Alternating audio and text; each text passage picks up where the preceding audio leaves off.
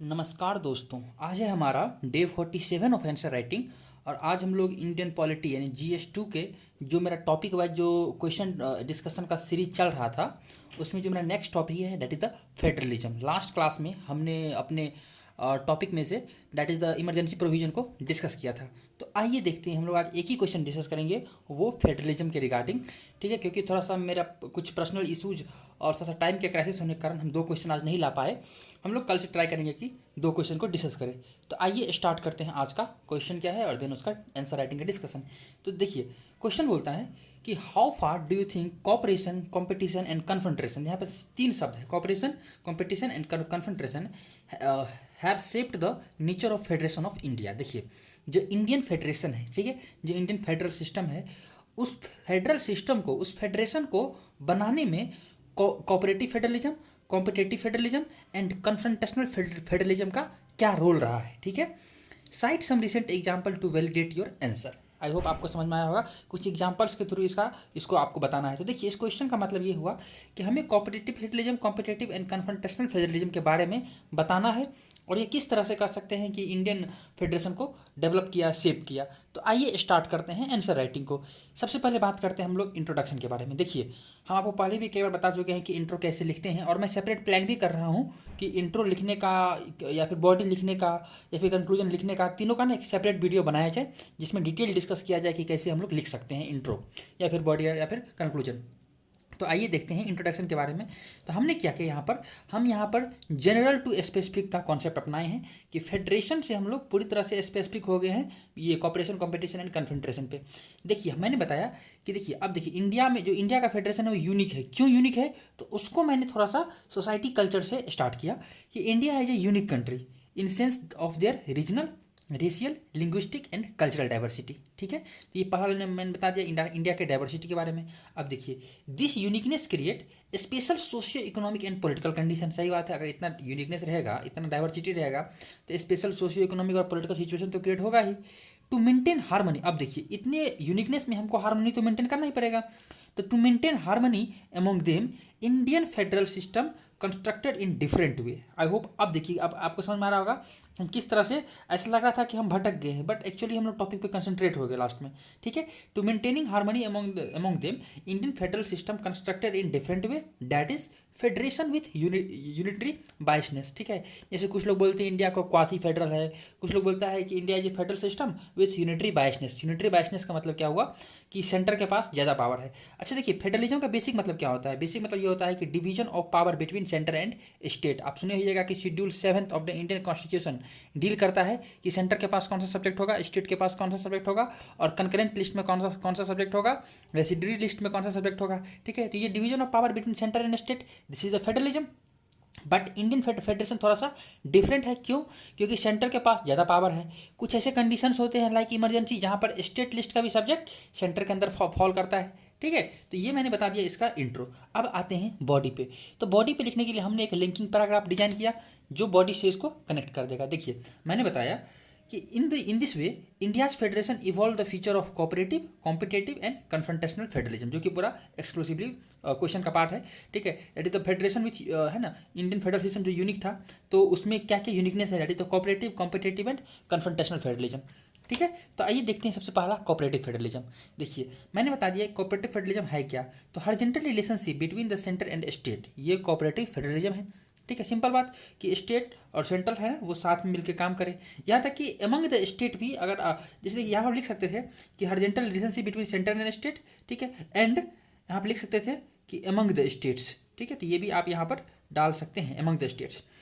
देश सोच cooperation in policy making and policy implementation. इतना ही नहीं, आप मेरे पास वर्ड लिमिटेशन है लेकिन आप ये भी लिख सकते हैं देश of cooperation in policy making हुआ, पॉलिसी इंप्लीमेंटेशन हुआ, ये तो बिटवीन सेंटर एंड स्टेट है। ठीक है, एंड बिटवीन जो स्टेट्स है ना, ठीक है, तो उसमें आप दे सकते हैं कि आइडियाज़ का शेयरिंग होना। ठीक है, it may be the business idea है, मे बी कुछ प्रॉब्लम लाइक नक्सलिज्म, इस सब को टैकल करने का आइडिया है, तो आइडिया शेयरिंग हो सकता है, टेक्नोलॉजिकल शेयरिंग हो सकता है। ठीक है, तो ये सब बिटवीन स्टेट्स का एग्जाम्पल हो सकता है। ठीक है, आप ये डाल सकते हैं। अब देखिए इसको कुछ एग्जाम्पल्स हम लोग प्रूफ करते हैं कोऑपरेटिव फेडरलिज्म कैसे इंडिया में प्रमोट किया गया। Formation of GST council by the 101st amendment act. आपको पता होगा जीएसटी काउंसिल बना, उससे क्या हुआ कि कॉमन टैक्सेशन सिस्टम आ गया। ठीक है, अब जैसे मान लीजिए सेंटर टैक्स लगाता है, सेंटर भले ही इसको कलेक्ट करता है बट वो सेंटर और स्टेट के बीच में डिस्ट्रीब्यूट हो जाता है according to the rule of finance commission.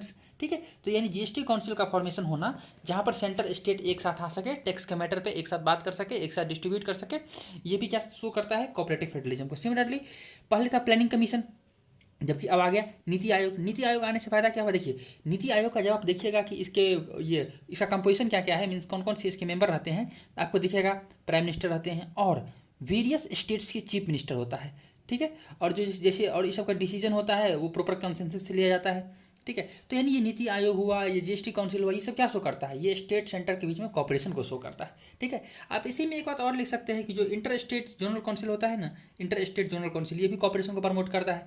Similarly centre state council जो होता है वो कॉपरेशन को प्रमोट करता है। तो ये सब और फर्दर एग्जाम्पल्स हो सकता था। आई होप यहाँ तक चीज़ें आपको समझ में आया होगा। Next one is that is the competitive federalism. देखिए कंपटीशन का मतलब ही क्या हुआ है ना कि यार कौन आगे बढ़ेगा, डैट इज द कंपटीशन। तो focus on competition between the state. Usually अब देखिए सेंट्रल स्टेट से क्या कंपटीशन करेगा, बहुत कम चांस है इसका, इसलिए ये यूजुअली बिटवीन द स्टेट्स ये कंपटीशन होता है।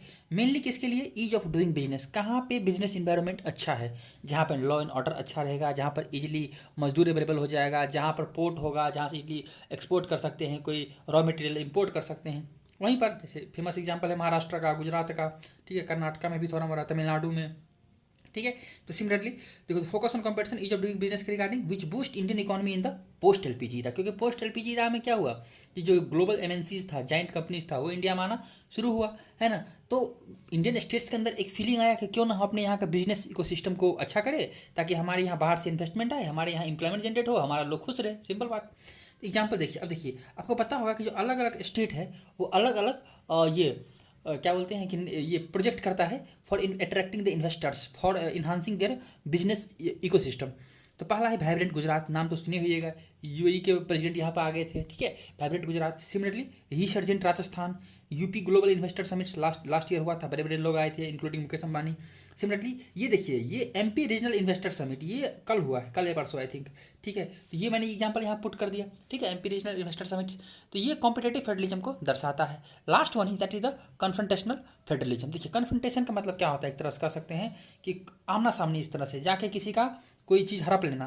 तो it talks about the central government transgressing the power of state government. ठीक है, आप देखिए आप पहला दो का नाम सुने होइएगा, मैं भी थर्ड वाला नाम नहीं सुने होइएगा, तो मैं बता दे रहा हूँ कि सेंट्रल गवर्नमेंट जब स्टेट के मैटर में जाके स्टेट के सब्जेक्ट में स्टेट के मैटर में स्टेट के सब्जेक्ट में जाके अपना हाथ घुसाने लगे, मीन्स वहाँ जाकर लॉ बनाने लगे। ठीक है, सिंपल एग्जांपल मैं ये बता सकता हूँ कि it can be done by, पहला देखिए इनक्रॉचिंग इनटू द स्टेट लिस्ट। आपको पता होगा 7th शेड्यूल में यूनियन लिस्ट है, स्टेट लिस्ट है, कंकरेंट लिस्ट है। तो देखिए जो यूनियन लिस्ट है, स्टेट लिस्ट में कायदे कानून से सेंट्रल गवर्नमेंट को तो नहीं जाना चाहिए, बट अगर सेंट्रल गवर्नमेंट जाके इसमें कानून बना दे रहा है तो ये गलत है। जैसे मैं एग्जांपल दे सकता हूँ कि agriculture is the union list, sorry state list. तो अगर सेंट्रल गवर्नमेंट फार्म बिल लाया था तो वो एग्रीकल्चर वाले मैटर पे था, तो कायदे कानून से आप तो स्टेट मैटर में जाके इंटरफेयर कर रहे हैं। This is the transgression, this is the interference of the centre in the matter of states. ठीक है, अब इसका कुछ हाँ दूसरा है taking unilateral decision without states consultation, बिना स्टेट को बताए आप स्टेट के मैटर में अपना डिसीजन ले रहे हैं। ठीक है, अब जिसकी मैंने एग्जांपल यहाँ बताया, पहला देखिए revocation of article 370 from the JNK। बहुत लोग बोलते हैं कि ये गलत है, ये फेडरलिज्म के अगेंस्ट है, आपको जम्मू कश्मीर के लोगों से पूछना चाहिए। ठीक है, तो ये बताया गया। अभी अपना अपना व्यू है अलग अलग लोगों का, depending upon their political ideology. तो बस देखिए हमने एक लाइन छोड़ के बाकी एग्जामिनर के लिए छोड़ दिया कि भाई आप जो समझना है आपको इसको समझिए, पॉलिटिकल समझिए चाहे नॉर्मल समझिए। दूसरा देखिए, ठीक है, ब्रिंगिंग फार्म्स लॉ अभी बताए हैं जो कि एग्रीकल्चर स्टेट सब्जेक्ट में आता है। Then disputes over the action of CBI in the state where different party is ruling, किससे डिफरेंट, सेंट्रल गवर्नमेंट से डिफरेंट। देखिए सिंपल बात ये है, आप सुने होइएगा कि कई बार ममता बनर्जी बोलती है कि CBI ऐसे ही आता है वेस्ट बंगाल में। ठीक है, तो ये सेंटर का एजेंडा है बंगाल को सप्रेस करने का। तो जहाँ भी सेंटर और स्टेट में डिफरेंट गवर्नमेंट रहता है तो वहाँ इस तरह के एलिगेशंस लगते हैं। ठीक है, तो आइए लास्ट में देखते हैं कंक्लूजन, एक अच्छा सा कंक्लूजन देखिए, कंक्लूड करते हैं। फेडरलिज्म क्या है, बेसिक स्ट्रक्चर है कॉन्स्टिट्यूशन का SR बोमे केस के अकॉर्डिंग।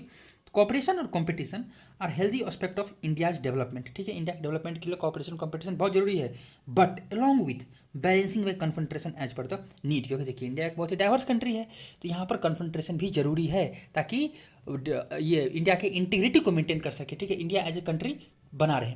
ठीक है, तो इसलिए ये कन्फ्रंटेशन भी बहुत जरूरी है, एज इसलिए मैंने लिखा एज पर नीड। तो ये रहा हमारा आज का डिस्कशन। आई होप आपको अच्छा लगा होगा, and thank you very much for the discussion.